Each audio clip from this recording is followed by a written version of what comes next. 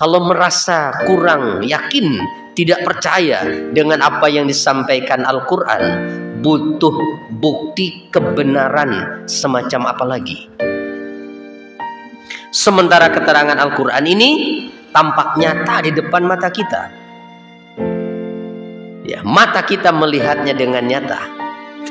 Bagaimana daratan ini terhampar, bagaimana gunung-gunung ini menjadikan bumi ini kokoh sehingga tidak bergoyang di atas permukaan air. Nah, kalau perlu didukung dengan penemuan dan penelitian-penelitian lain, silahkan. Gitu. Ahli-ahli sains, ahli-ahli geografi itu, ya, buktikan apakah benar gunung itu dipancangkan.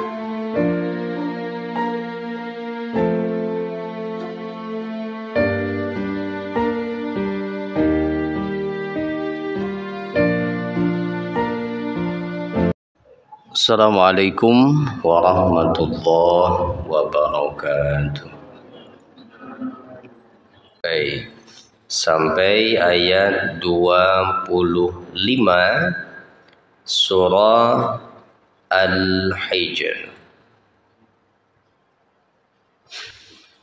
Masih membahas fi dzikri mazahiri qudratillahi wa ilmihi wa hikmatihi wa rahmatihi. Masih menjelaskan tentang mazahir, berbagai macam kenyataan yang tampak, manifestasi dari kekuasaan Allah, ilmunya, hikmah serta rahmatnya Allah. Wahiyya mujibatul imani bih. Nah, yang semua mazahir tadi, ya, kenyataan-kenyataan yang tampak disaksikan oleh mata kepala manusia yang menunjukkan kekuasaan Allah Ta'ala ini mewajibkan beriman kepadanya, wa ibadatihi, mewajibkan beribadah kepadanya, wa tauhidihi, juga mewajibkan bertauhid, menjadikan dia satu-satunya Tuhan yang disembah, wa taqarrub ilaih bi fi'li mahabbihi wa tarki masakhatihi, serta menuntut kita untuk bertaqarrub, mendekatkan diri kepadanya dengan melakukan hal-hal yang dicintainya serta meninggalkan hal-hal yang dimurkainya. Ya, maka Allah memulai dengan firman-Nya, wal arda madadnaha, wal arda madadnaha, wal arda, dan bumi, madadnaha, kami telah menghamparkannya, wa alqaina, serta kami pancangkan, fiha, padanya, rawasiya, gunung-gunung. Kenapa bahasanya kami memancangkan? Karena gunung itu adalah fasak bagi bumi, ya. Wal jibala autadan, di surat An-Naba. Dan kami menjadikan gunung sebagai pasak. Pasak itu artinya paku yang menjadikan bumi ini tidak bergoyang. Karena bumi, daratan kita ini hakikatnya berada di atas perairan, gitu. Yang kalau tidak ada pasak-pasaknya akan bergoyang. Itu. Dan nanti di akhirat, di akhir zaman, di hari kiamat, pasak-pasak bumi ini akan dicabut oleh Allah. Bukan meletus, tapi dicabut semua gunung yang ada, lalu dibenturkan menjadi debu yang berhamburan. Oh, kenapa? Karena Allah akan merubah keadaan bumi nanti menjadi tempat yang terhampar luas semuanya daratan, untuk menjadikan tempat dikumpulkannya manusia dari sejak zaman Nabi Adam sampai manusia yang hidup terakhir sebelum kiamat nanti. Nah gitu. Maka di sini Allah menyatakan kami menghamparkan bumi.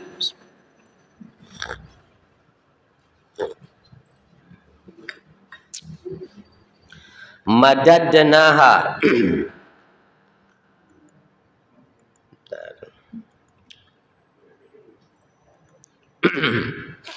ay basatnaha, ya, yakni kami menjadikan bumi ini terhampar. Basatnaha ala wajhil ma'. Nah, yang dimaksud bumi itu adalah daratannya. Kami hamparkan daratan bumi ini, yang dalam tafsirnya adalah basatnaha ala wajhil ard. Kami hamparkan daratan bumi ini berada di atas permukaan air. Coba perhatikan bumi kita ini, kalau lihat ya secara keseluruhan, mana yang lebih luas? Perairannya atau daratannya? Perairan. Tuh.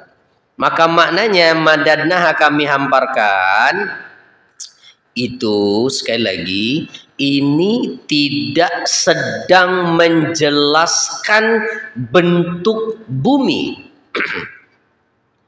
Tetapi yang maknanya kami hamparkan itu adalah daratan yang merupakan bagian dari bumi, di mana manusia hidup di atasnya.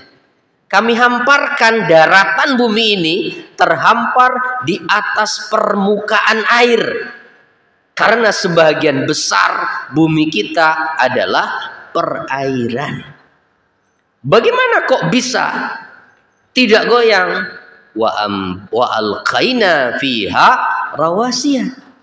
Kami pancangkan di bumi itu, di daratan itu apa? Gunung-gunung.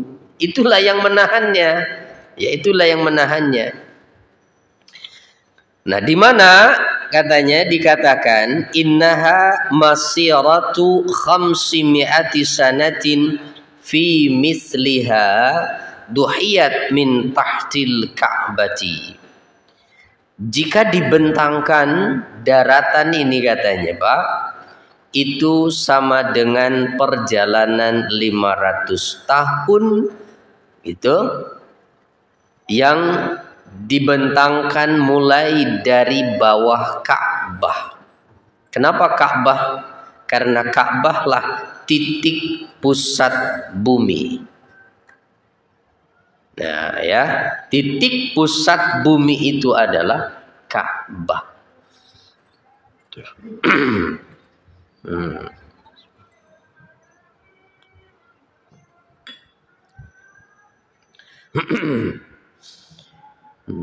Wa alqaina fiha rawasiya, kami pancangkan pada daratan itu gunung-gunung, ay jibalan sawabita, yaitu gunung-gunung yang kokoh. Wa qad kanatil ardu tamidu ila an arsahallahu bil jibal. Ya, dan bumi ini daratannya terhampar sehingga Allah memancangkan di atasnya gunung-gunung. Nah, semuanya ini disaksikan oleh mata kepala manusia, toh? Bagaimana daratan terhampar. Begitu sehingga kita bisa merasa nyaman berada di atasnya. Ya. Daratan yang sebetulnya lebih kecil dari bagian perairannya, tapi kita merasakan begitu luas daratan ini. Ya, karena kita adalah makhluk yang kecil, manusia ini.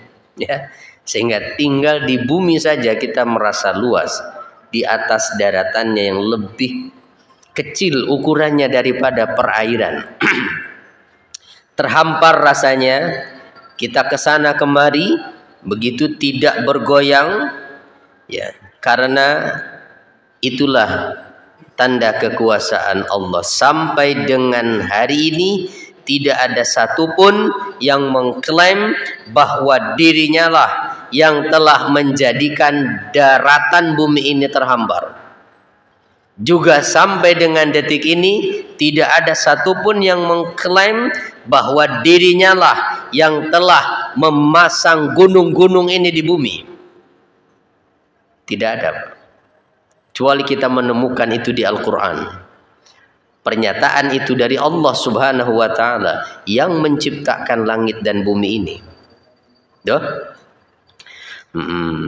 Jadi kalau akal kita tidak bisa menerima itu, mau bukti apa lagi tentang kebenaran ini? Gitu. Sementara Al-Quran ini isinya adalah kalamullah, firman Allah yang diwahyukan kepada Nabi Muhammad. Tidak ada satupun perkataan Nabi di dalamnya. Perkataan Allah, pencipta langit dan bumi ini, yang pasti 100% benarnya.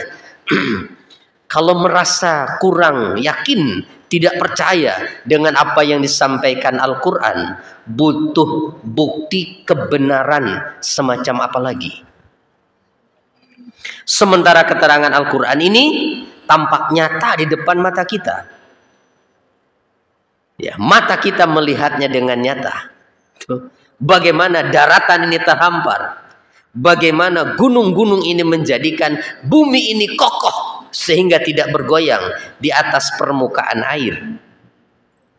Nah, kalau perlu didukung dengan penemuan dan penelitian-penelitian lain, silahkan, gitu.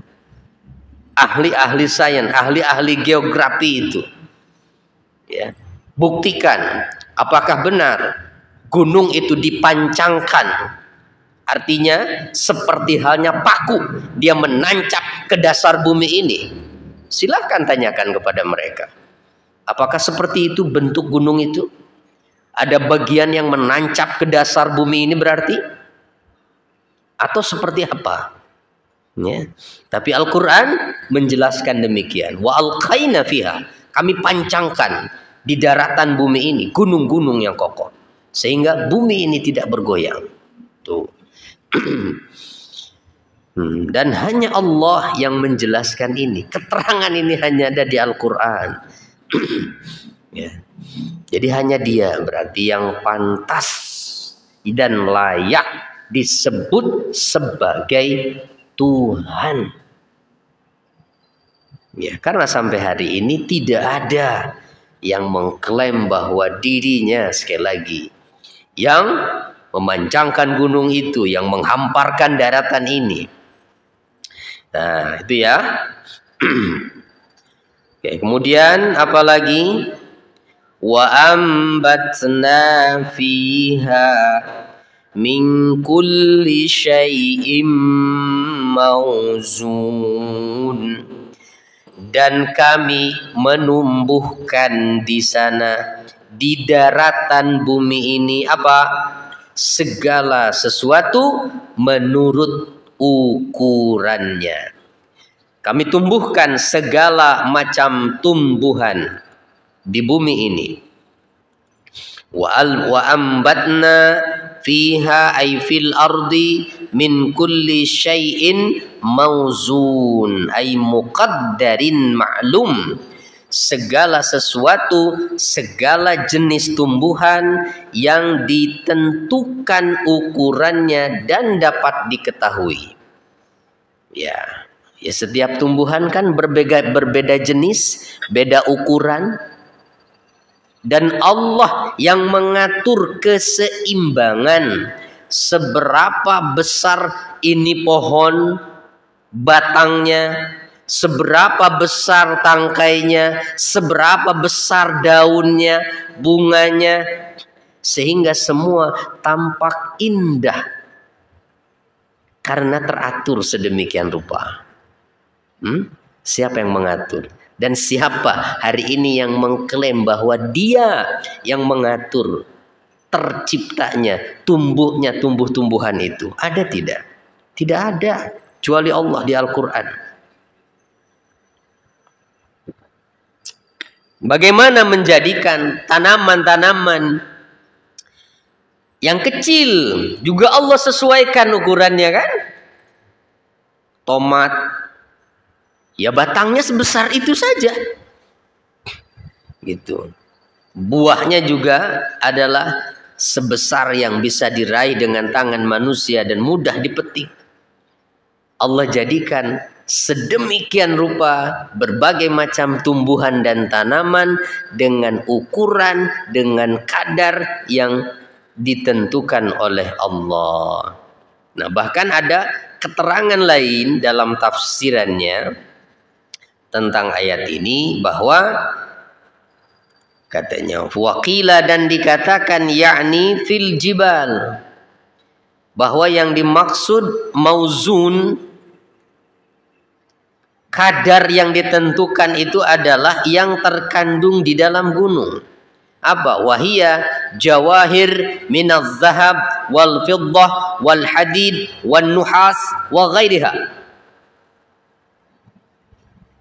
yaitu yang terkandung di dalam gunung dan di dasar bumi ini, di mana di dalam bumi kita ini terkandung berbagai macam bahan-bahan tambang, permata, emas, perak, besi, tembaga, dan lain sebagainya, termasuk yang sampai hari ini itu menjadi komoditas untuk manusia, menjadi sumber daya alam yang menghasilkan uang yang banyak adalah bahan minyak BBM itu dari bumi, Pak. Nah, itu tuh kesana arahnya. Min kulli syai'in mauzun itu katanya. Ditakar, disesuaikan oleh Allah. Di mana yang lebih tepat, diperbanyak di situ kandungan minyaknya. Di mana daratan yang lebih tepat, Allah simpan di dalamnya, di situ ada biji-biji emas. Ya, bahan-bahan tambang, yaitu bahan-bahan perak dan lain sebagainya. Bukankah itu yang kita saksikan? Kenyataan di bumi itu tidak di sembarang tempat toh terkandung ada biji emas, hanya di daratan-daratan tertentu saja, kan? Iya. Ya kita gali di sini, coba sampai berapa meter, ketemu nggak? Yang ada keluar air saja. Iya. Ya Allah yang menentukan, gitu. Allah yang menentukan itu. Di mana yang banyak batu baranya. Nah, siapa sampai dengan hari ini, siapa yang mengklaim menyediakan semua itu terkandung di dalam bumi itu? Ada nggak selain Allah? Tidak ada jawabannya. Dan kita menemukan itu di Al-Quran, ada keterangannya. Allah yang mengakui. Ya. Maka tidak pantas kalau begitu kita menjadikan selain Allah sebagai Tuhan yang kita sembah, ya. Nah, bahkan Ibnu Zaid menafsirkan min kulli syai'in mauzun itu maknanya adalah bahwa Allah menjadikan segala sesuatu itu ditimbang, diukur dengan kadar tertentu yang Allah tentukan. Allah lah yang menentukan ukuran postur tubuh manusia, ya kan? Yang hidup di masa kita tuh sebagai umat akhir zaman itu seperti apa postur tubuhnya. Nah, kenapa misalnya ya rata-rata ya umum kan ukurannya itu, tidak ada yang mengikuti ras raksasa seperti kaum Ad dan kaum Samud. Tapi di masanya Allah ciptakan makhluk seperti kaum Ad, kaum Samud. Itu yang diibaratkan di Al-Quran, mereka itu pada saat mati bergelimpangan seperti pohon-pohon kurma yang tumbang.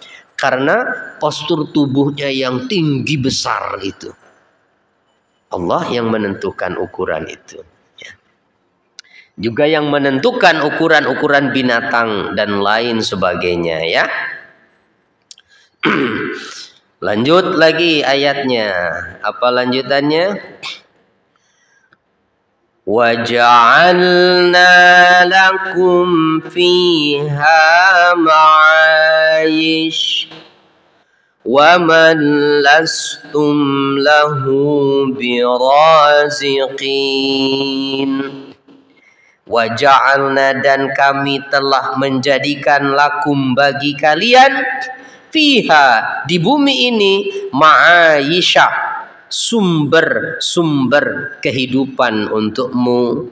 Wa man lastum lahu birazikin, dan menjadikan pula makhluk hidup yang bukan kamu pemberi rizkinya. Wa man lastum lahu birazikin, dan Allah pula yang menjadikan berbagai macam makhluk hidup yang bukan kamu yang memberikan rizkinya. Bagaimana Nabi Sulaiman pernah meminta kepada Allah, meminta izin itu agar diberikan kesempatan memberi makan ikan di lautan. Ya, maka Allah kabulkan, silahkan. Begitu satu ikan saja naik, gitu giliran makan, semua persediaan yang disediakan oleh Nabi Sulaiman itu habis. Lalu seberapa banyak Allah Subhanahu wa ta'ala menyediakan makanan untuk ikan-ikan di lautan. Nelayan tidak pernah memberikan ikan-ikan itu makan. Tiap hari ditangkap. Wa man lastum lahu birazikin. Ya. Coba gunakan akal sehatmu, hai manusia, gitu. Inilah fakta tentang kekuasaan Allah yang terhampar di bumi, yang merupakan bukti kebenaran Allah Subhanahu wa ta'ala sebagai satu-satunya pencipta yang layak untuk dijadikan Tuhan yang disembah. Kenapa? Karena sampai hari ini tidak ada yang mengklaim itu. Apakah ada yang mengakui bahwa dirinya yang memberikan makan ikan-ikan di lautan itu, yang memberikan makan binatang-binatang di hutan itu? Tidak ada. Ya, tidak ada. Dan kita menemukan itu di Al-Quran. Wa man lastum laha birazikin. Dan ada makhluk-makhluk lain yang bukan kalian yang memberikan rezekinya. Lah, kalau bukan kalian terus siapa? Ya kan Allah berarti artinya. Bukan kalian, tapi Allah yang memberikan makhluk-makhluk itu rizki. Dari mulai makhluk yang besar seperti gajah di hutan itu, sampai makhluk yang kecil, Allah atur rezekinya. Allah atur rezekinya. Nah, jadi sekali lagi ayat ini semuanya mengungkap tentang ya fenomena yang kita saksikan secara nyata, terlihat di bumi tempat kita tinggal ini, yang semua itu menunjukkan kekuasaan Allah Subhanahu wa ta'ala sebagai pencipta langit dan bumi. Tidak perlu diragukan tentang itu, yang kalau mau menggunakan akal sehatnya manusia harusnya mengakui bahwa tidak ada yang layak disebut Tuhan jika demikian kecuali hanya Allah saja. Itu karena tidak ada sampai hari ini yang mengklaim semua yang disebutkan tadi, yang menjadikan dataran bumi ini terhampar di atas permukaan air, Juga tidak ada yang mengklaim bahwa dialah yang memancangkan gunung-gunung ini dipasang seperti pasak menancap ke dasar bumi. Tidak ada. Begitu pula yang barusan tadi itu. Allah jadikan semua makhluk ciptaannya itu ditentukan berdasarkan ukuran-ukuran yang ditentukan oleh Allah, kadar-kadar yang ditentukan oleh Allah, termasuk apa yang terkandung di dalam bumi. Nah, termasuk barusan bahwa ada juga makhluk-makhluk lain di bumi ini selain manusia yang bukan kamu yang memberikan rizkinya, tapi Allah. Ya, Allah. Begitu. Ya, kalau manusia berusaha untuk memelihara 1-2 ekor binatang saja, bukankah perlu biaya yang cukup besar untuk memberikan binatang itu makan? Ya, coba punya burung aja. Berapa tuh biayanya untuk ngasih makan burung-burung itu? Padahal itu bukan seisi binatang yang ada di bumi ini. Ya, hanya 1-2 ekor saja. Itu yang memelihara ikan di akuarium. Berapa biayanya untuk memelihara ikan itu? Coba. Ya. Nah, ini seluruh binatang lainnya. Terus siapa yang memberikan mereka rezeki itu? Kalau bukan Allah. Itu. Jangan-jangan binatang-binatang gitu yang terkurung itu dalam piaraan manusia itu, mereka merasa tidak bebas dan tidak merasa puas gitu ya. Nah, dengan pemberian manusia yang memeliharanya. Nah, wa man lastum lahu birazikin itu. Wa im min syai'in. Lanjut ayatnya. Wa im min syai'in illa indana khazainu. Tidak ada sesuatu pun melainkan di sisi kamilah perbendaharaannya, yakni segala sesuatu yang ada di bumi ini dan juga di langit, serta yang ada di antara langit dan bumi, semuanya itu berasal dari Allah Subhanahu wa ta'ala. Itulah maksudnya bahwa di sisi kamilah perbendaharaannya, bahwa semuanya itu bersumber dari Allah. Nih, pernyataan ini pernyataan Allah yang disampaikan kepada Nabi Muhammad sallallahu alaihi wasallam, bukan karangan Nabi Muhammad. Ini firman Allah, pencipta langit, pencipta bumi. Begitu? Cukup ini bukti bagi kita. Karena memang juga tidak ada yang mengakui bahwa semua yang ada di bumi ini dia yang menciptakannya. Tidak ada. Ya. Apakah ada orang yang mengklaim atau siapapun yang mengklaim bahwa dia yang menciptakan matahari, dia yang menciptakan bulan, dia yang menciptakan tumbuh-tumbuhan, binatang di hutan, binatang di lautan? Tidak ada. Tidak ada. Tidak ada. Ayo, Al-Quran mengajak kita menggunakan akal sehat ini, pemberian dari Allah, agar kita berpikir menggunakan akal ini untuk menemukan kebenaran yang sebenarnya. Yang mana Tuhan yang sebenarnya itu? Gunakan akalmu, hai manusia, kira-kira begitu. Ya, Al-Quran itu berarti kitab yang rasional, Pak. Karena mengajak kita berpikir menggunakan akal. Coba lihat dengan matamu, gunakan akalmu. Adakah yang lain selain Allah yang mengakui semua tadi itu? Sementara di Al-Quran yang isinya adalah firman Allah, kita menemukan ada keterangannya. Dia yang menciptakan itu. Wa ja'alna lakum ma'ayisha. Kami jadikan juga di bumi ini ma'ayish, ya. Tadi sumber kehidupan, ya. Wa in min syai'in illa indana khazainu wa ma nunazziluhu illa biqadarin ma'lum.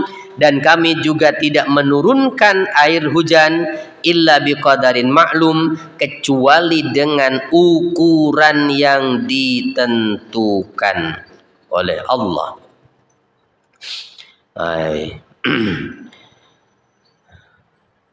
Nah, di ayat lain di surat An-Nur ayat 45 tentang makhluk-makhluk hidup tadi itu, kita bisa menemukan keterangan lain yang lebih rinci, bahwa faminhum man yamshi ala batni wa minhum man yamshi ala rijlain wa minhum man yamshi ala arba'. Di antara makhluk ciptaan Allah itu ada yang berjalan di atas perutnya, tidak punya kaki tapi bisa berjalan, seperti ular, cacing.